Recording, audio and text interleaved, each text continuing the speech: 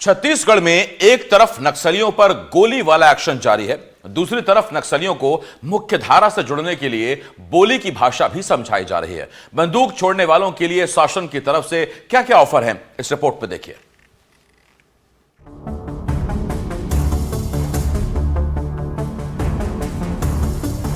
छत्तीसगढ़ में चुन चुनकर नक्सलियों को टारगेट पर लिया जा रहा है। नक्सलियों की बात में घुसकर उनका सफाया किया जा रहा है। जो हथियार छोड़ने को तैयार नहीं, सुरक्षा बलों की गोलियां उन्हें निशाना बना रही है। जो मुख्य धारा में जुड़ना चाहते हैं, उनके लिए भी सरकार के पास खुला ऑफर है। मैंने वही कहा, मुख्य धारा में आप आए, लोकतांत्रिक प्रक्रिया को अपनाएं। लोकतंत्र में जनता का बहुमत जब होता है तब सरकार बनती है। बंदूक की नली से सरकार बनाना ये दिवा स्वप्न है भारत में, और ये संभव ही नहीं है। और इसलिए ये जनता के बीच में जा करके, जनता का विश्वास प्राप्त करके, बहुमत प्राप्त करके अपनी सरकार बना सकते हैं, अपने लोकहित के विचारों को लागू कर सकते हैं। बिल्कुल अस्पष्टता उनके ही पत्रों में दिख रही है। हालांकि सोनू दादा का जो पत्र आया, फिर उसके बाद अब केंद्रीय कमेटी का एक और पत्र आया कि उनकी पर्सनल राय है, इसको लेकर सरकार। इसमें एक बड़ा तबका ऐसा है जो समझदारी पूर्वक मुख्य धारा में आकर के लोकतांत्रिक प्रक्रियाओं में आगे बढ़ने के लिए इच्छुक है।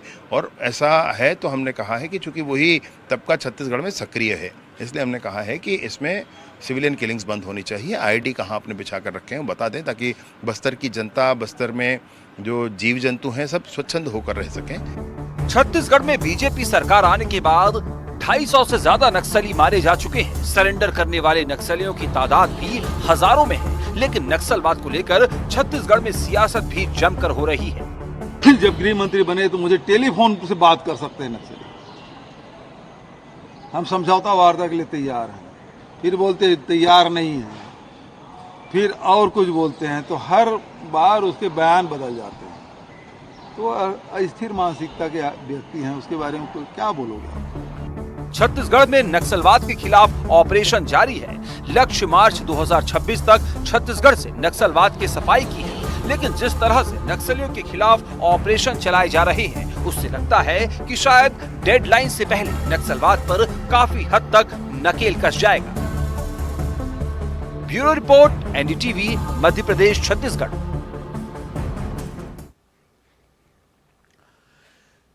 मेरे सहयोगी नीलेश त्रिपाठी इस बड़ी खबर पर हमारे साथ जुड़ रहे हैं। नीलेश, जैसा हम 2 दिन पहले बात कर भी रहे थे कि वो जो लिस्ट हमने अपने दर्शकों को दिखाई थी, जिसमें 18 से 20 की संख्या बताई गई थी, 1 दर्जन से ज्यादा संख्या थी सीसी मेंबर्स की, वो आधी हो गई है। न्यूट्रलाइज कर दिए गए, सरेंडर के बाद वो संख्या आधी हो गई है। अब ये जो आधी संख्या है, इसमें कितना दम है, कितना खींच पाएंगे ये संगठन को, कैडर को?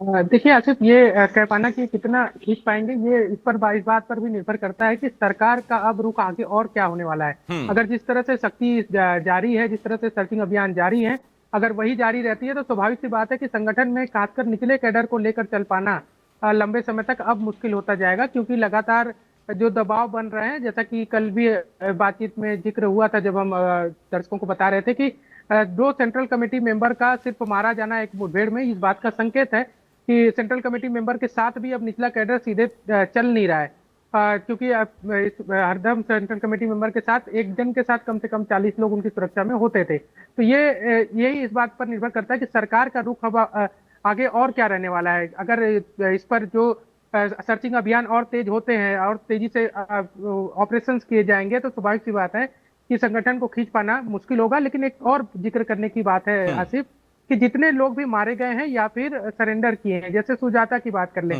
तेलंगाना में जब उन्होंने सरेंडर किया तो तेलंगाना पुलिस की प्रेस रिलीज में इस बात का जिक्र है कि सुजाता ने संगठन से को पत्र लिखा मई के महीने में, और उन्होंने इजाजत ली संगठन से कि मैं स्वास्थ्यगत कारणों से अब मैं संगठन का हिस्सा रहने में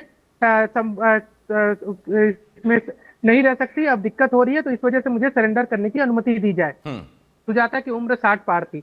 जितने भी बड़े कैडर को मारा गया है, इसमें कोई दो राय नहीं है कि वो बड़े कैडर थे और बड़ी सफलता है सुरक्षा बलों के लिहाज से। लेकिन उनमें से ज्यादातर लोग 60 प्लस के हैं और 65 प्लस में भी ज्यादातर लोग हैं। जैसे परसों जो 2 न्यूट्रलाइज किए गए, उनमें से एक की उम्र 63 साल थी और दूसरे की 68 साल थी। बसव राजू की उम्र 70 के आसपास थी जो मारे गए थे, चलपति और अन्य और कुछ दिन पहले जो मॉडर्न कृष्णा को लेकर जो बात कही जा रही है, उनको उनका भी जो एनकाउंटर हुआ था वो भी कहा यह जा रहा है कि वो चल तक नहीं पाते थे सही तरीके से, 2 लाठियों का सहारा लेना पड़ता था। तो ऐसे में ऐसे लोगों को मारा गया है, तो ये जरूर एक डिमोरलाइज करेगा। लेकिन दूसरी बड़ी बात यह है कि अभी भी बड़े ऐसे नाम हैं जो नक्सल समस्या के लिए, नक्सल हिंसा की को काफी क्रूरता के तौर पर उसमें जाने जाते हैं संगठन में। हिड़मा उनमें बड़ा नाम है। गणेश उइके जो लंबे समय तक बस्तर में, खासकर जो दंडकारण्य इलाका है उसमें सक्रिय रहा है। बड़ी मुठभेड़ और बड़ी जो नुकसान सुरक्षा बलों को पिछले, मतलब अगर हम 2018 से पहले की बात करें तो 2018-19 से पहले बड़ी मुठभेड़ों में उसकी बड़ी भूमिका रही है, वो भी अभी जीवित है। और इसके अलावा कुछ और नाम है जिनको कंट्रोल में लाना सुरक्षा बलों के लिए एक बड़ी चुनौती है। अगर इनको भी ला लिया जाता है तो ये बिल्कुल तय माना जाएगा कि जो सशस्त्र नक्सल समस्या की बात कही जा रही है, देखिए 2 चीजें आसिफ उसमें वो भी समझना होगा। सरकार भी नक्सलवाद के खात्मे का जिक्र करना बंद कर दी है। नक्सलवाद के खात्मे पर, क्योंकि सरकार को भी पता है कि कोई वाद या विचार इतना जल्दी खत्म नहीं किया जा सकता है। लेकिन जो समस्या है, और वाद या विचार से कोई समस्या भी नहीं होती है लोकतांत्रिक व्यवस्थाओं में। समस्या तब है जब आप हिंसक होते हो, समस्या तब है जब आप गैर कानूनी या असंवैधानिक हो जाते हो।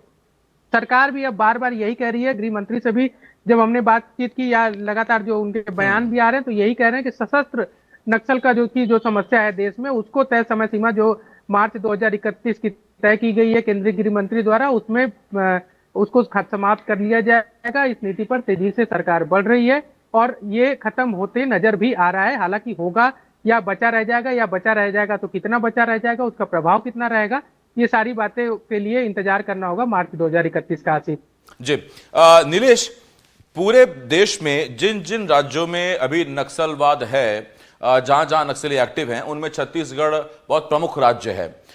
लेकिन छत्तीसगढ़ में नक्सलियों से लोहा लेने की इस वक्त जो तीव्रता है वो पिछले कुछ महीनों में बहुत तेजी से बढ़ी है। तो क्या उतनी ही तीव्रता बगल के प्रदेशों से, ओडिशा, महाराष्ट्र, वहां से भी बढ़ी है क्या, कि नक्सली बीच में आए या सीमा पर आए, या ऐसा तो नहीं कि यहां से तो हम नक्सलियों को खदेड़ रहे हैं और उनको मार रहे हैं, लेकिन हो ये रहा हो कि यहां से नक्सली भागकर पड़ोसी प्रदेशों में शरण ले रहे हो, शायद जहां उतनी तीव्रता नहीं है पलटवार की या वार की?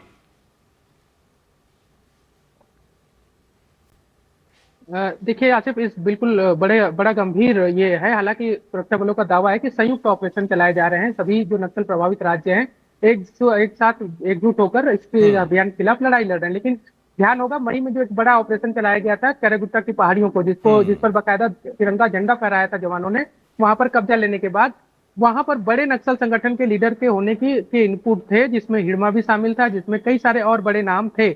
लेकिन वो पकड़े नहीं गए, वो भाग गए। और कहा यही जा रहा है कि पड़ोसी राज्य में जाकर उन्होंने कहीं अपनी शरण ले ली। तो ये एक बड़ी समस्या है। अभी जैसे कुछ दिन पहले एक पत्र जारी हुआ था सोनू दादा का, जो बालकृष्णा के नाम से जाने जाते थे, जो ये भी माना जा रहा था कि बसव राजू की मौत के बाद महासचिव उन्हें बनाया जाएगा। उनको लेकर भी ये सूचना है कि वो भी तेलंगाना में कहीं सेफ जोन में चले गए हैं।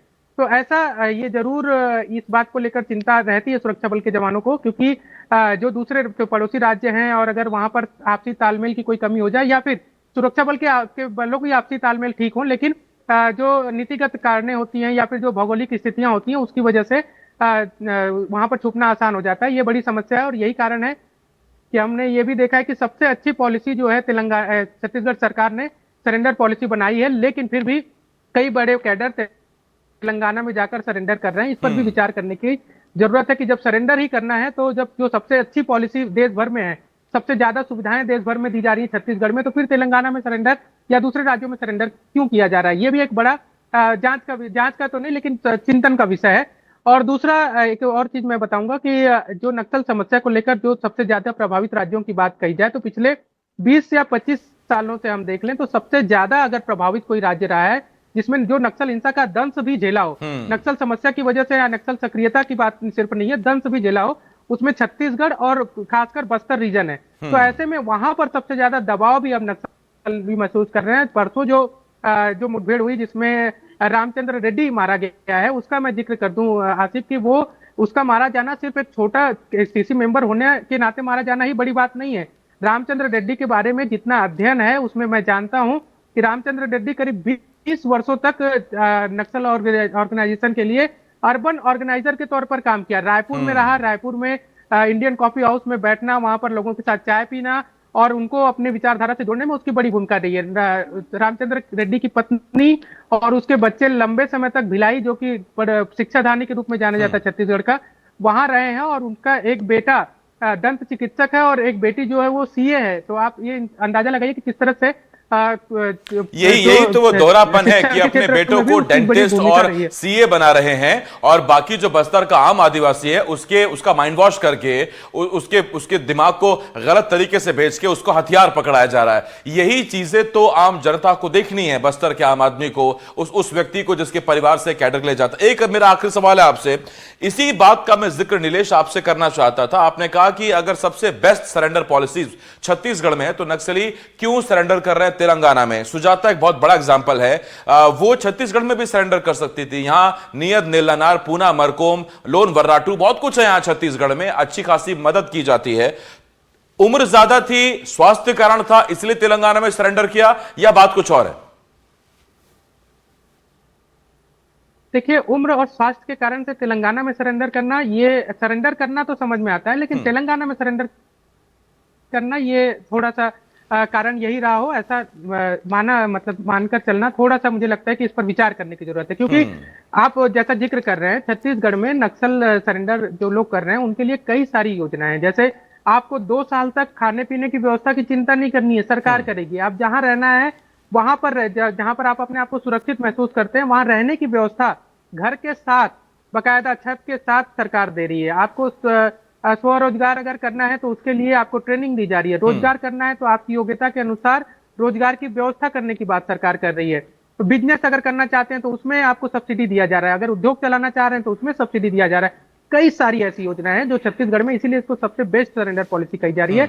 लेकिन फिर भी तेलंगाना में मुझे ऐसा लगता है व्यक्तिगत तौर पर कि जिस तरह से छत्तीसगढ़ में लगातार ऑपरेशन चल रहे हैं, उसमें हो सकता है कि बड़े कैडर को इस बात का डर भी सता रहा हो कि अगर वो सरेंडर करने की नियत से भी कहीं सामने आ गए और ढेर हो गए तो फिर ये धरा का धरा रह जाएगा। एक बहुत बड़ी वजह संभावित हो सकती है जिस तरफ आप नीलेश इशारा किया है।